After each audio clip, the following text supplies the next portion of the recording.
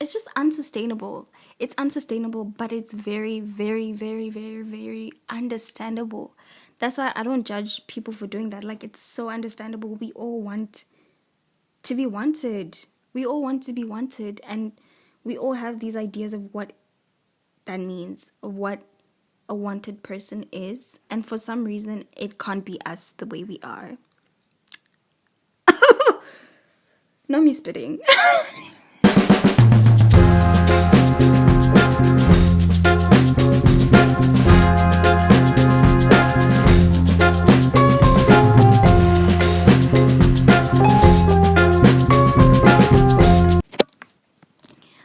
Good morning.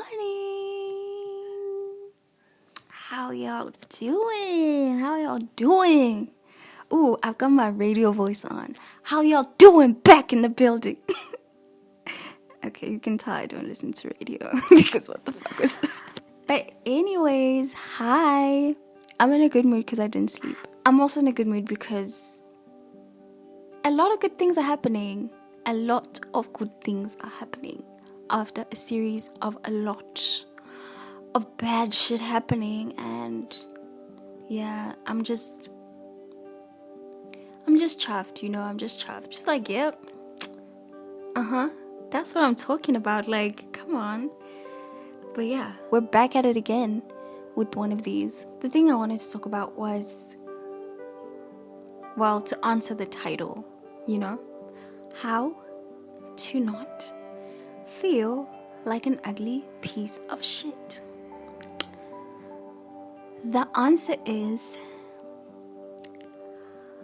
hell if I know.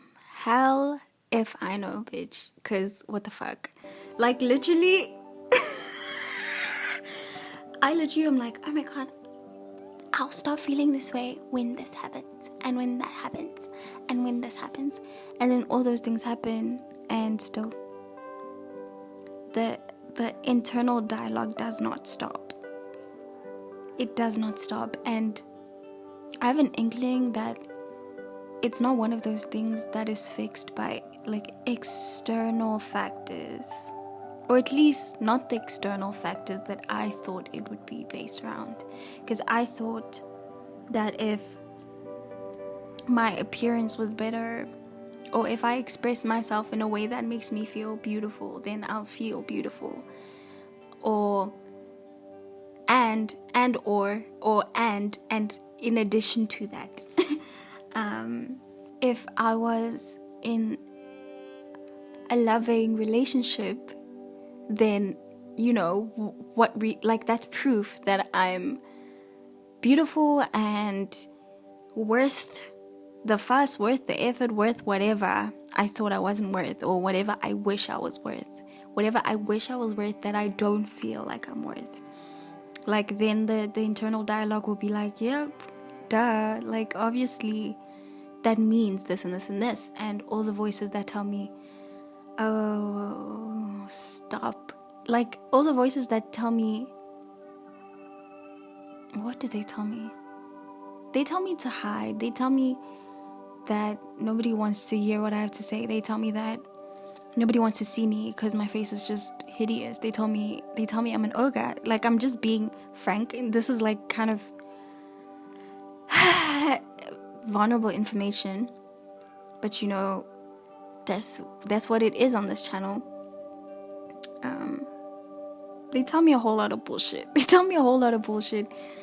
And it's actually based on like very, I don't know, I'm not one of those people that like will be like, you're so gorgeous and goddess, like, when I don't think that's true. You know what I'm saying? Like, I don't want to like I don't know, I feel like it's fake as fuck to just be like, I don't know, weirdly overly like pedestally about who you want to be, or the things you tell yourself. I think one of the things I want to do is just be truthful to myself. And I just feel it when I'm lying to myself. I just feel it when I look in the mirror and I'm not feeling that great, or I'm not looking that great, and I'm like, you're gorgeous. Like, all of my internal okay, can't speak. All of my internals are just like, girl, stop capping. Like, stop gaping. You see We see the same thing, I promise you. And I think there's this pressure to like completely be in love with yourself at all times, always. For some reason, like, that's what we've made self-love to be this like praise of self, you know, this weird praise of self. And I do engage when I'm feeling like a bad bitch. I do engage, of course I do, because sometimes I be feeling like a bad bitch, and sometimes I do be looking like a bad bitch, so I'm gonna be like, yeah, I'm a bad bitch. You know what I'm saying? But I know it's cap. I know it's mostly just, I know what it is, so I don't take it as seriously. I think it's really fun. It's really fun to be all like, I'm a goddess, you know, I'm above it. I'm this, I'm that. It's just fun. I thought that the negative self-talk or the internal dialogue would be more positive as things got better in the way that I think they should be better for my internal dialogue to be where I want it to be. And I've never really thought about that. I've never thought, literally up to this point as I'm talking, I've never thought, what do I want my internal dialogue to say? What do I want it to be like? And really, I think what I want it to be is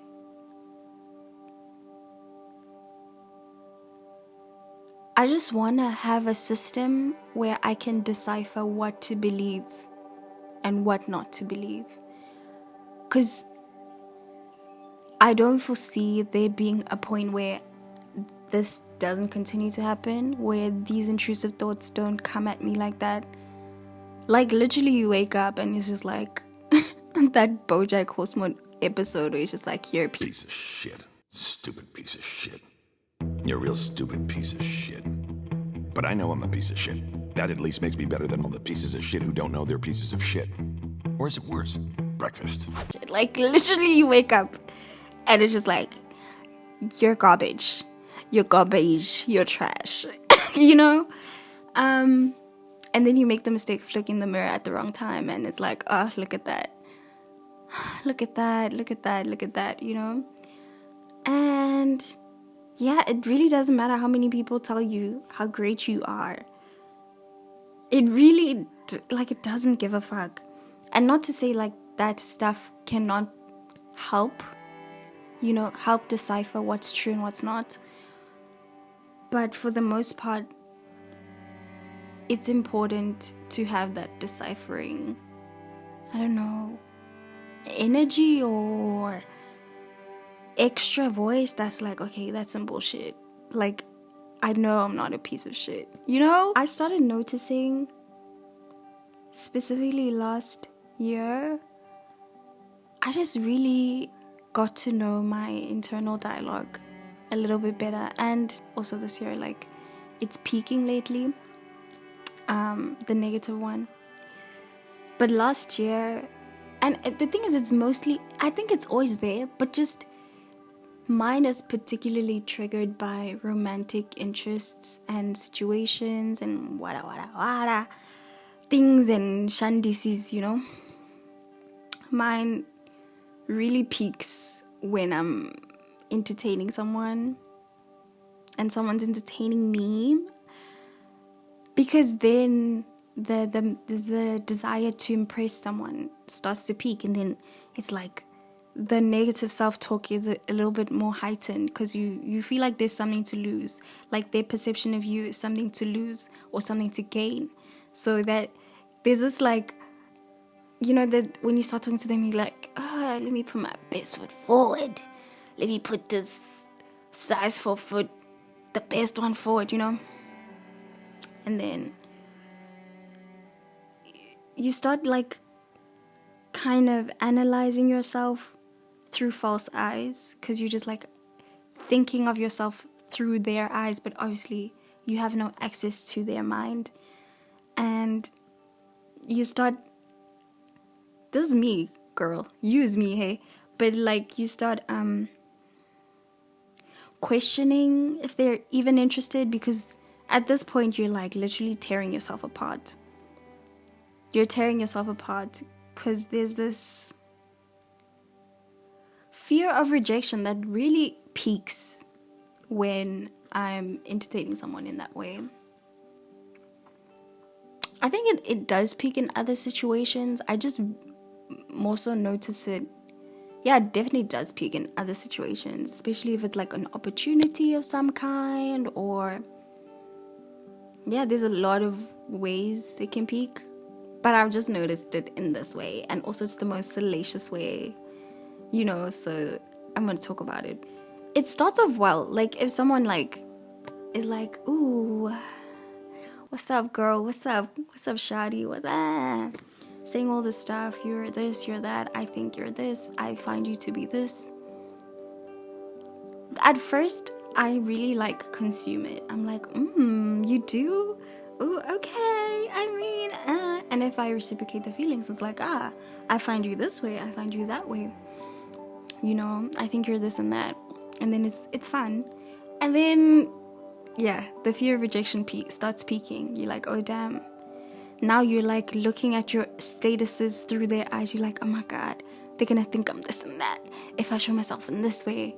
Like you literally start like tweaking how you speak, tweaking how you present yourself. I just realized that doesn't work, because working hard to get someone to like you is unsustainable. It's really unsustainable. Working hard to get someone to think of you a certain way, to feel about you a certain way, or to play a role that you can't play forever. Like if you're like putting yourself forth as this, like, I don't know, sexy person, and Ganti, you're not that into that shit. Like you're not that girl. You're not that girl that's like randomly sending nudes at 3 p.m. when he's at work or something. If you're not that girl and you're presenting yourself as that girl in the beginning to gain their admiration, it's unsustainable, because girl, you're gonna be 1 year in and he's gonna be like, girl, I thought you were a freak, so where the freak at? Where the freak at, girl? Where the freak at? Cause I came here for the freak. So I'm so hyped up. Like, I think it's the caffeine. But yeah, it's just unsustainable. It's unsustainable, but it's very, very, very, very, very understandable. That's why I don't judge people for doing that. Like, it's so understandable. We all want to be wanted. And we all have these ideas of what that means, of what a wanted person is. And for some reason, it can't be us the way we are. No me spitting. For some reason, it can't be us at our best, at our worst, at our weird. It has to be this other version.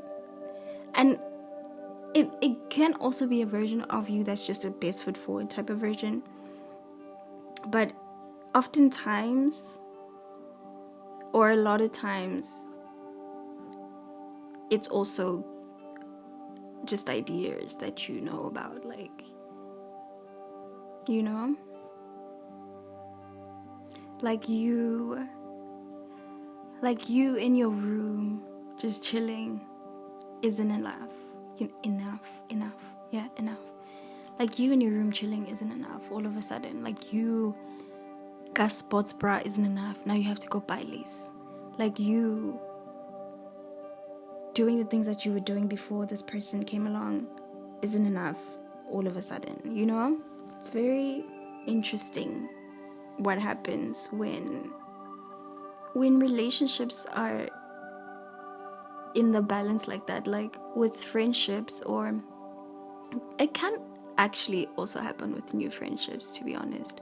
When you're getting to know a friend, you just like hype up your fun levels, or you hype up, I don't know, you're just like in marketing all of a sudden, just like selling all of the things you would do as a friend, and it's kind of necessary in a way. It is necessary that you know, you need to sell yourself a little bit in the beginning of any relationship. Except like mother and child, I guess. They just like see you like coming out of them. Okay. Anyways, let me not think about that. But yeah, it is necessary to sell yourself in the beginning of anything, because it's like your boss knows you're not gonna be exactly what you present yourself to be. And I think just realizing that is a little bit freeing in a way, because you can have a little bit of more mercy or grace when someone doesn't live up to what they sold themselves to be.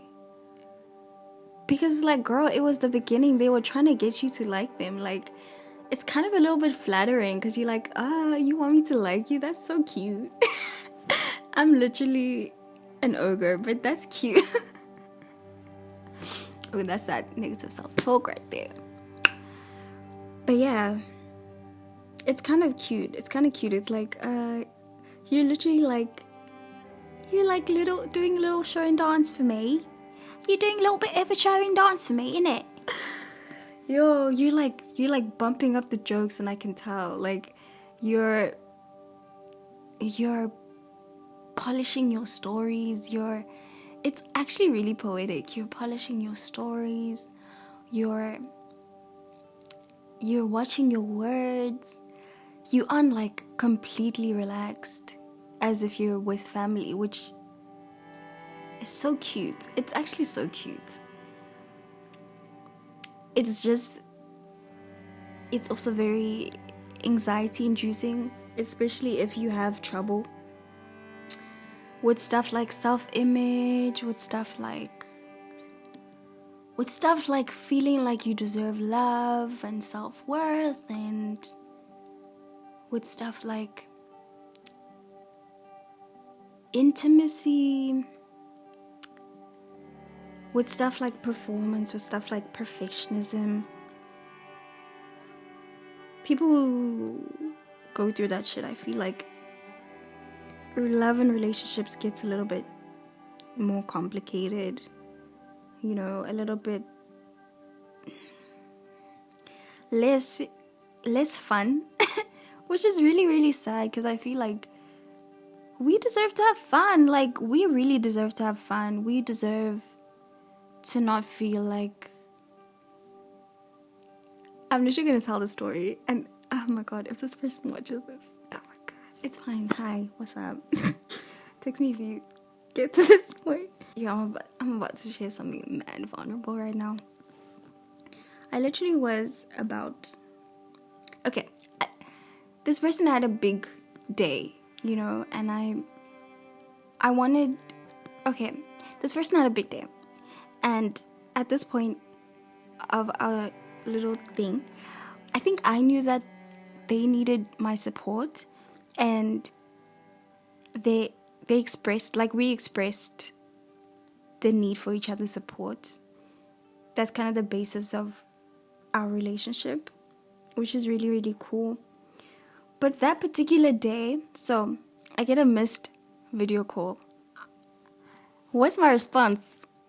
Not happiness, because I really enjoy this person's company, but dread, girl. Complete dread. I remember I put the phone in the cupboard. I saw the missed call, so I'm like, oh damn, okay. Put the phone in the cupboard.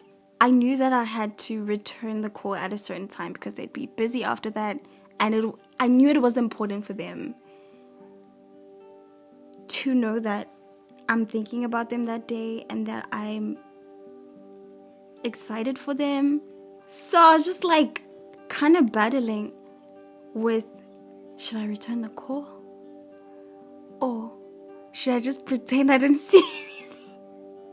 And it feels really bad to say that, because it really, this whole shit, this whole fucking feeling of like being ugly and a piece of shit just makes you literally be selfish sometimes, because you can't you can't put your feelings aside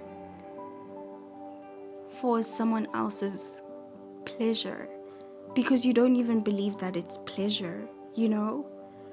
Because that particular day, girl, I did not bath. Like, I was ugly as hell, in my opinion. Again, it's my opinion. And also, I don't know if it was true. I don't remember. Looking back, you know what? I was okay. I just woken up. Like, what do you expect? In the morning, like, before I wash my face, my skin just be oily as hell. Like, everything just be... It really just is highlighted. My skin problems are highlighted.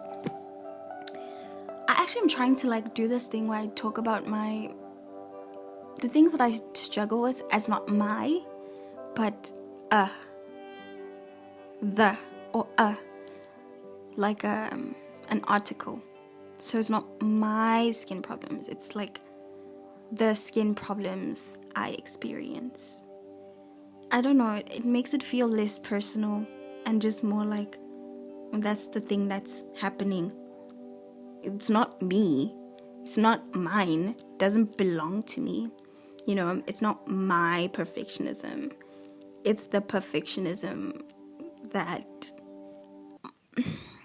what? Yeah, not me being unable to form a sentence. It's the perfectionism that I struggle with. Makes it feel overcomable, you know?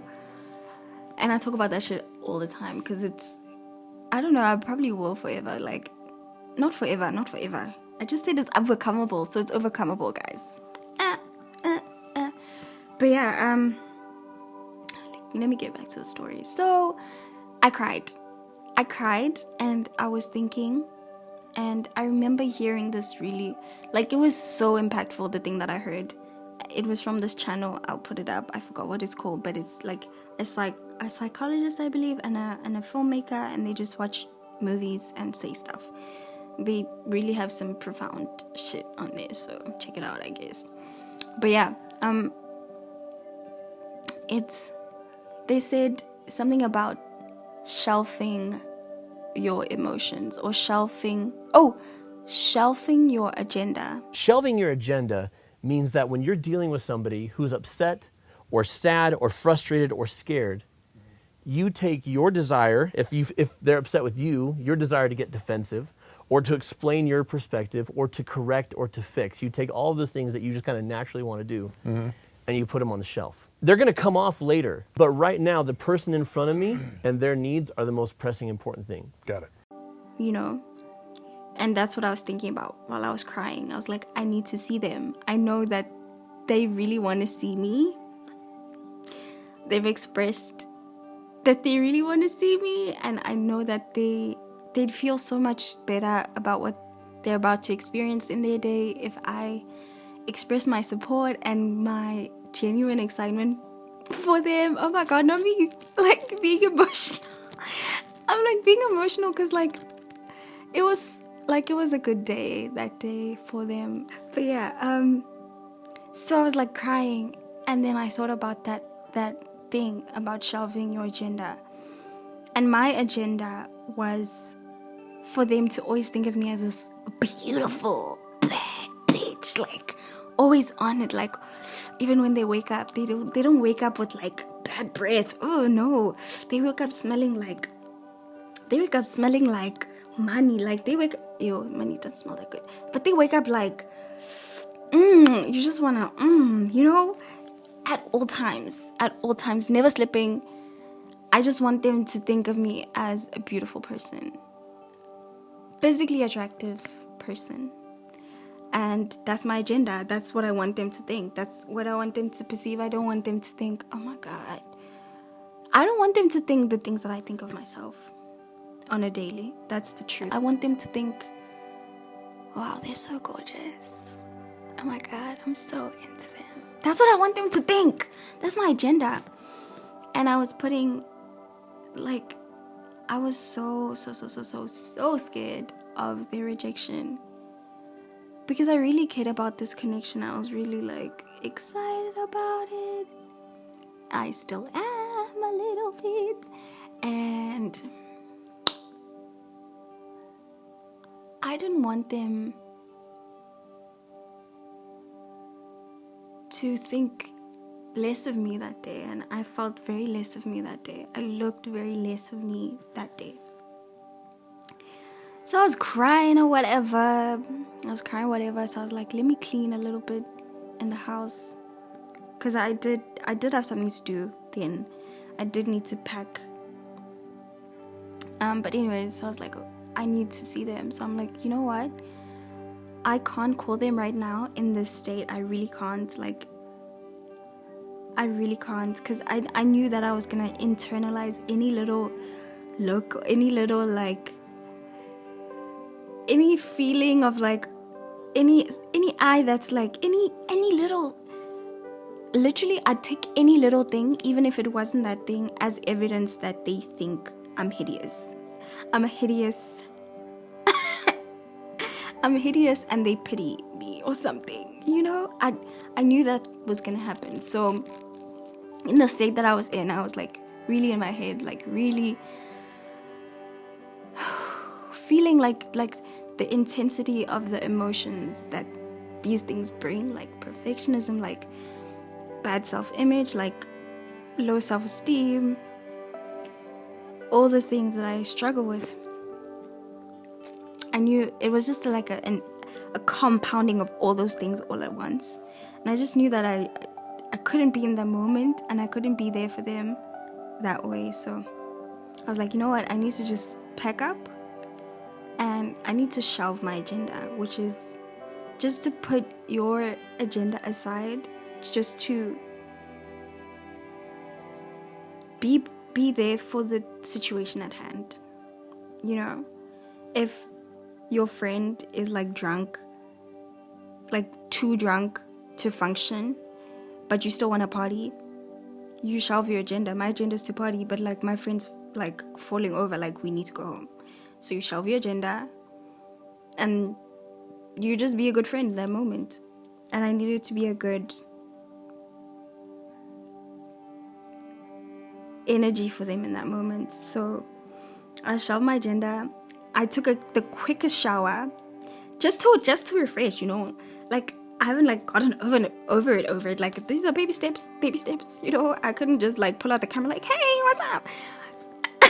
So yeah, I took a quick shower, and I was like, okay, girl, you're gonna put that phone in front of your face, okay? And you're gonna deal with someone looking at you. That's what you're gonna do.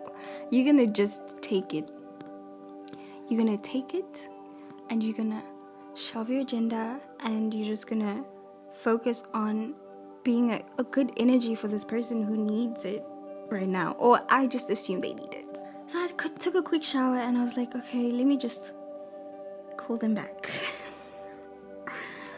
And oh my goodness, I'm so glad I did. Like, I'm so glad I did. I'm so glad I... Oh, don't get me wrong, girl. I looked for the best possible lighting. The best possible lighting, you know. I put a beanie on, a hoodie on. I was like, girl, you know, if we're gonna look bad, let's look like decently bad, you know. Tasa Vaselina, do what you need to do. Do what you need to do. But I was like, yeah, I tried to elevate the situation as quickly and as less timey as possible, and I put that phone in front of my face, girl, and they answered the call, girl, and I was like, oh my god, I'm so happy to see them. Like, girl, I could have literally missed out on that call because I was so in my head about what I'm perceived as, and like seeing their face and how happy they were to see me as well. And I got to hype them up, and I felt like so happy that I could have been there before, you know, I could be there before they do their thing. I don't know, girl, it was really good. It was really good, and I was really happy. And I could have missed out on that because I was just like stuck on stupid. Not stupid, but stuck on struggle. But yeah, that was like a recent situation where I really was confronted by my issues with that shit. And That was the win. That was a W. But you know what? I know that I will continue to be confronted with this. In any situation where there's a lot of light, there will always be shadow, In any situation where you put yourself out there will always be doubt. There will always be, I don't know, man. People who are confident, let me know how, because girl, I don't know. I just be doing it anyway. I guess that's it. Just do it anyway with your little ugly ass, like. But yeah, I'm in my confidence era or whatever, or just the pursuit. Definitely in the pursuit.